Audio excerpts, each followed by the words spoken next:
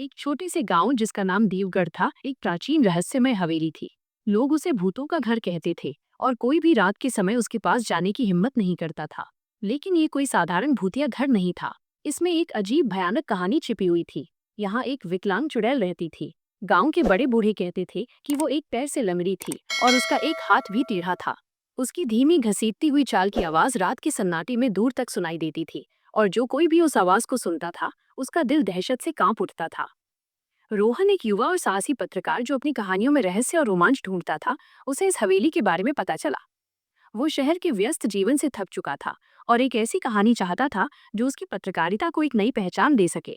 जब उसने गांव के लोगों से चुड़ैल के बारे में सुना तो उसकी उत्सुकता बढ़ गई। उसने गांव के मुखिया से बात की, लेकिन मुखिया ने उसे सख्ती से मना किया। रोहन, वहां मत जाओ। उस हवेली में एक अभिशाप है। जो भी वहां गया है कभी लौटकर नहीं आया। लेकिन रोहन को इन चेतावनियों पर विश्वास नहीं था। वो इसे सिर्फ एक पुरानी कहानी मानता था। उसने अपनी गाड़ी ली और रात के अंधेरे में हवेली की ओर निकल पड़ा। जैसे ही वो हवेली के पास पहुंचा, उसकी गाड़ी का इंजन अचानक बंद हो गया। उसने कई बार कोशिश की, लेकिन इंजन चालू नहीं हुआ। यह एक अजीब अप्रत्याशित घटना थी। उसे मजबूरन पैदल चलना पड़ा। चांदनी रात में हवेली की काली परछाई और भी भयानक लग रही थी। हवेली का मुख्य द्वार जंग खाया हुआ था और उसकी लकड़ी सड़ चुकी थी। रोहन ने धीरे से उसे धक्का दिया और वो एक भयानक चमराती हुई आवाज के साथ खुल गया। अंदर का माहौल बहुत ही डरावना था। हवा में एक अजीब सी सड़ती हुई बदबू थी।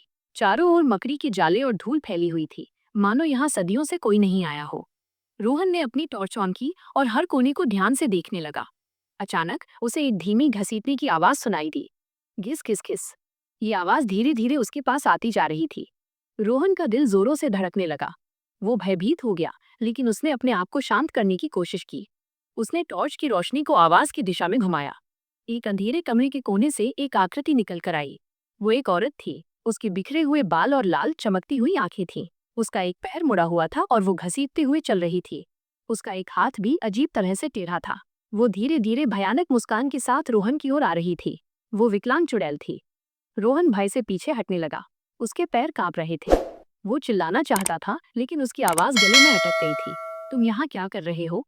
चुड़ैल ने एक ठंडी और कर्कश आवाज में पूछा। क्या तुम्हें भी मेरी कहानी जाननी है? रोहन ने डरते हुए सिर हिलाया। चुड़ैल एक कोने में बैठ गई और रोहन को अपनी कहानी सुनाने लगी।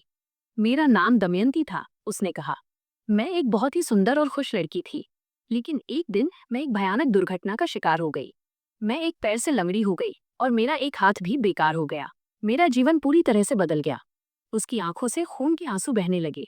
गांव के लोग मुझ पर हंसने लगे। वे मुझे लंगड़ी कहकर बुलाते थे। मेरे दोस्त और रिश्तेदार मुझे छोड़कर चले गए। मैंने लोगों से मदद मांगी, लेकिन कोई नहीं आया। लोगों ने मुझे सिर्फ इसलिए छोड़ दिया क्योंकि मैं अब पूरी नहीं थी। रोहन ने उसकी बात ध्यान से सुनी। उसे चुड़ैल के दर्द का एहसास हुआ। जब मैं मरी, चुड़ैल ने आगे कहा, मेरी आत्मा को शांति नहीं मिली। मैं लोगों से बदला लेना चाहती थी, जिन्होंने मेरे साथ ऐसा व्यवहार किया। अचानक चुड़ैल का शरीर बदलने लगा। उसका टेढ़ा हाथ सीधा होने लगा और उसकी मुड़ी हुई टांग भी सीधी हो गई। वो एक सुंदर औरत बन गई, जैसी वो दुर्घटना से पहले थी। मैं ऐसी दिख सकती हूँ, उसने कहा, लेकिन मैं अब भी वही हूँ, एक टूटी हुई आत्मा।